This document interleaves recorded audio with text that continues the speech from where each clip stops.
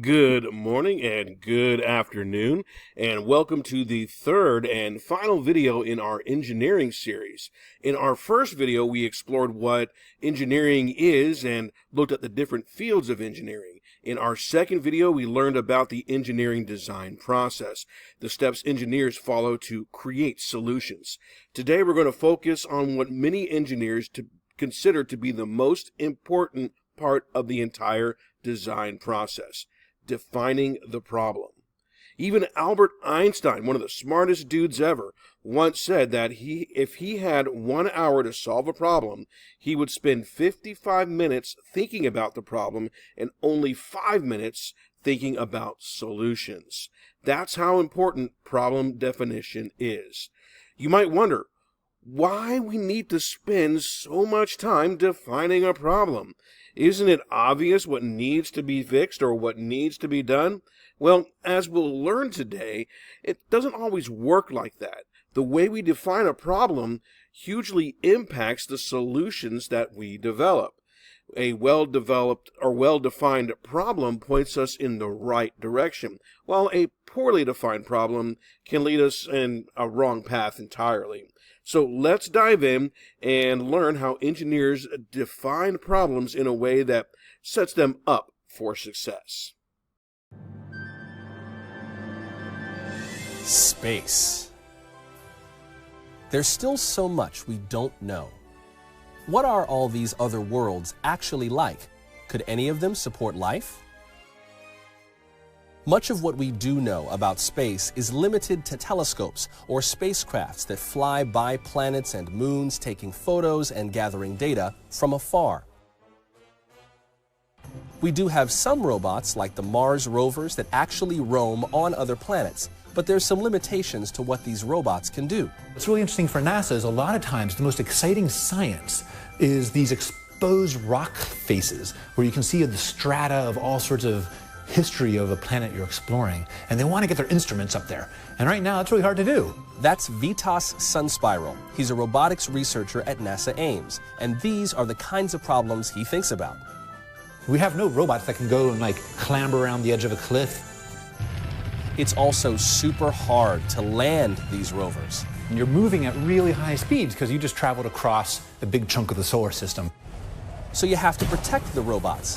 NASA uses things like parachutes and retro rockets and hovering and dropping it on a cable.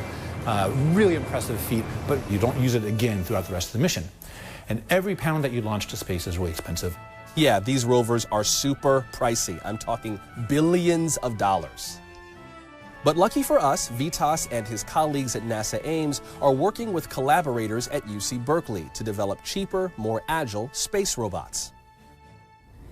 So the challenge is to be able to make both a lander and a rover that's smaller, cheaper, more robust, and more flexible, that can handle more operations than traditional rovers. That's Alice Agagino. She's an engineering professor at UC Berkeley, and she and her team are working with Vitas on this project. So what do cutting-edge researchers turn to for inspiration? Springy elastic bands that babies love to play with. Squish from Manhattan Toy. Wait, what? Toys? I'll let Vitas explain that one. So there we were, brainstorming away, hitting this thing on our heads, playing with it, coming up with ideas. And at some point, I think it was Adrian who took it and he threw it on the ground. And it didn't break. And he's like, hey, look, that's a lot like an airbag. It's a lot like a landing system. So what if we could build a robot that could land, absorb that impact, and then it could also roll around and explore the planetary surface? And so they began to build robots modeled after these toys. They're a type of structure known as a tensegrity structure. Well, there are many, many different types of tensegrity structures. This is the 6-bar tensegrity structure. In tensegrity structures, rigid parts aren't directly connected to one another by nails or screws, but instead are held together by wires, cables, or elastic bands that connect the rigid parts. This gives tensegrity structures some unique properties that make them pretty robust.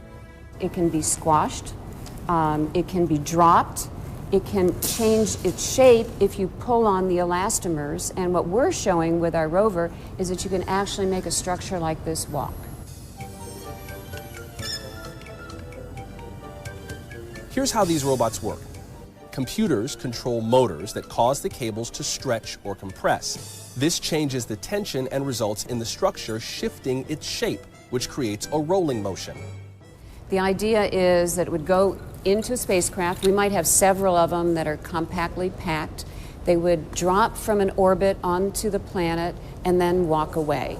We'd have sensing instruments inside, the ability to take photographs or take samples, and the ability to navigate and maneuver on the surface and maybe map out the surface and get a better understanding of what it looks like close up. But these robots are still a long way off from making it to space. They are just now figuring out how to best design and program the robots to move. We're developing a lot of rapid prototype tensegrity structures. And so it's a type of problem solving where we look at the goals and then we work backwards creatively to look at different sorts of ways of achieving that goal. And they test their prototypes to see how the robots move and perform. For instance, how fast can it go? How much energy is it going to take to actually have and produce certain types of motion? How much force can it withstand? How far can we drop it? Can we throw it? We're just scratching the surface of what happens when you think about building tensegrity robots. In the future, these cheaper, more robust robots could allow us to explore worlds that would otherwise be too risky and costly. Who knows what these robots could discover out there?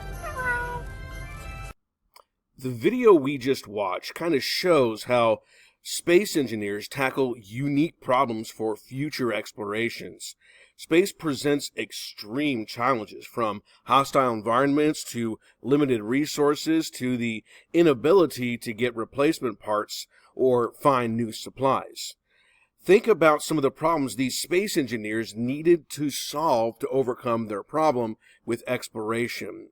They had to figure out how to keep maybe astronauts safe in the vacuum of space, especially during our first times out of our atmosphere. How to provide oxygen and water for long-term missions, say to the moon and back, or in the future to Mars and back. How to design spacecraft that can withstand extreme temperatures and create systems that work reliably for years without maintenance. I mean, is our rover still working on Mars? That's a question for Mr. Google. These problems are complex, and describing them too broadly wouldn't help engineers create effective solutions. Imagine if an engineer had just says, "We need to explore Mars." Well, is that specific enough to guide the design process? I don't think so. Instead, they can kind of break down the challenge into more specific problems, like how can we design a landing system that safely brings a 2,000-pound rover through Mars's thin atmosphere onto the surface? Or, like what you just saw, can we have the lander be the rover itself? Really interesting stuff. Here I'm going to present to you a video that really defines, well, how do we define a problem and why it's so important. Check it out.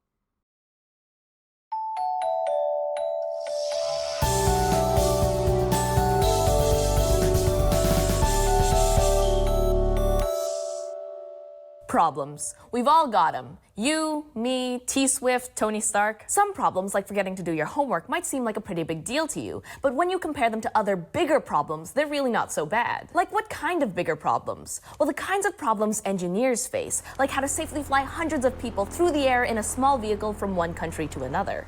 Or how to make an eco-friendly building in a seaside town that can withstand hurricane-force winds. Or how to send a bunch of earthbound humans hurtling off into space and, you know, get them back. That homework doesn't seem like such a big problem anymore, does it? Okay, to be clear, I'm not saying that you don't have to do your homework. If you didn't, it would definitely be a problem. Just not as big as, like, having to invent a spaceship. And that's the kind of stuff that engineers do. Engineers are people who want to know how and why things work. Not only that, they actually design and build things like machines, systems, or structures to help solve specific problems. All engineers, whatever type they are, follow the same series of steps when trying to solve a problem. You'll remember these steps as the engineering process. And the first step in that process is defining the problem, when an engineer identifies a problem he or she hopes to solve. But that first step isn't as simple as you think it is. So it's time for our big question. How does an engineer define a problem? Let's come up with a fake problem to solve and we'll see what we wind up with. Pretend you're on one side of a very big canyon and you need to get to the other side. So that's the problem you need to solve, right? How to cross this very big canyon. Sort of, but not exactly. We can do better. If I was an engineer and found myself on one side of that huge canyon, here's how I'd go about identifying the problem. I'd ask questions, a lot of questions, all the questions. I need to cross this very big canyon, but is that my actual problem? This canyon is very big and I need to get to the other side. I know, I'll cross a bridge. Wait, is there a bridge? Yeah, there's no bridge. Okay, can I climb down one side of the canyon and then up the other side? Definitely not. Way too deep. Plus, there's a roaring river at the bottom I'd have to figure out how to cross. So, I can't cross the canyon by bridge, I can't climb down and up, and I can't swim across it. What's something I can do that doesn't require a bridge, climbing, or swimming? I know, I need to find a way to fly across the canyon. And that's my problem. More importantly, that's my solvable problem. How do I fly across this very big canyon? It took a little bit of thinking and a whole lot of questions, but how can you fly across the canyon is an easier problem to address than the much less specific, I'm on one side of a big canyon and I want to get to the other side, and I don't know how to get across it. Which, strictly speaking, isn't a question. It's just complaining about a problem really loudly. So defining the problem in a solvable way is really key to being a good engineer. While that first step might seem pretty easy, make sure you treat it like the super important step that it is, because it sets the stage for all of the steps of the engineering process that follow. If you don't define a potentially solvable problem from the start, you might never, well, solve it. So an engineer asks a lot of questions to define a problem as specifically as they can, and most importantly, as something that can be solved. So how is engineer Sabrina going to find a way to fly across that gorge? You're gonna have to solve that problem by watching our next lesson.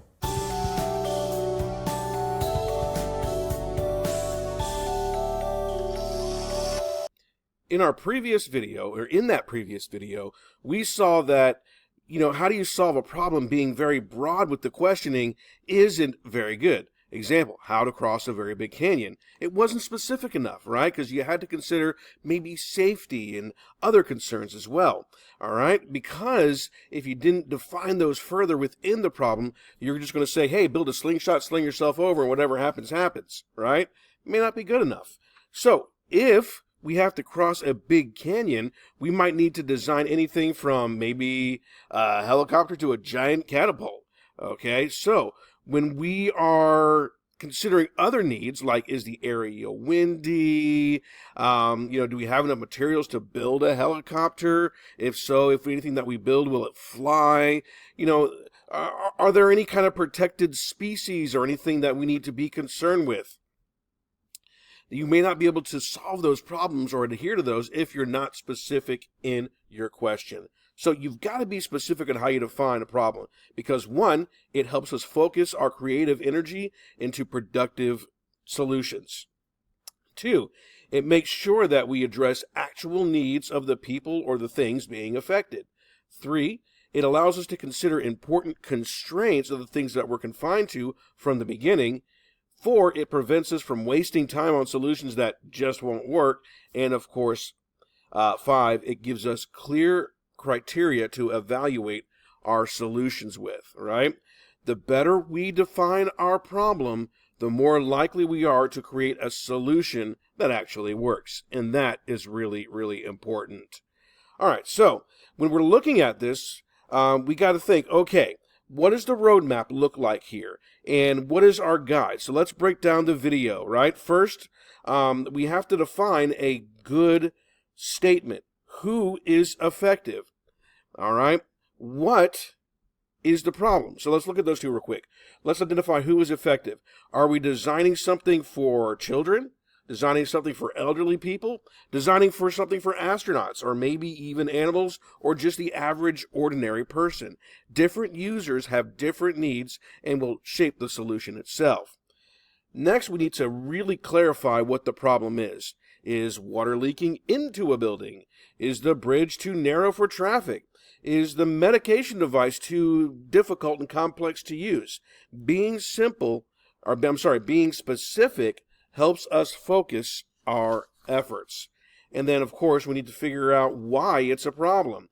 This helps us understand the importance and the impact of the issue. For example, if the roof isn't leaking, all right, is it inconvenient to us, or is it something more? Is it just the roof that's leaking? It can cause structural damage and mold growth and health problems, right? So long-term effects. Finally, we need to figure out what the constraints or restrictions are that we need to work within. Do we have limited materials, a tight budget? In other words, a tight set of resources? Are there space or area restrictions? Are there environmental concerns? Do we have a timeline? Are there time constraints? Knowing these boundaries helps us create realistic solutions. And so when we put all these elements together, we transform a vague question into something that's clear, something that we can act on, and something that guides the work at hand. So, now that we've gone through 3 different parts in the series, we've explored what engineering is and how the engineering design process worked and how we define problems. We are now ready to look at maybe exploring for ourselves how engineers use these processes, regardless of whether designing bridges or developing new medicines or maybe even creating robots or building spacecraft. Okay? We need to start solving problems by imagining, planning, creating, and testing. And that's something that we're going to do in the classroom. However, as we move forward, I encourage you to practice defining what problems are in your everyday life. Maybe the next time something breaks or doesn't work well, try creating a proper problem statement. Who's affected? What is actually the problem? Why does it matter? What constraints exist? Remember that the engineering process isn't just about finding solutions. It's about finding the right solutions to the right problems and begins with a clear, well-defined problem statement. Thank you for joining me thus far on the introduction to engineering and design. I hope you have found these videos helpful to you, and I hope that you come back to these and reflect on these in the future, whether you're in the class with me or maybe after you get out of class with me and you start to explore the world of engineering. And then, of course, I hope that you're able to use these things, use these tools as a way to help make our place a better place to live. Thank you for watching.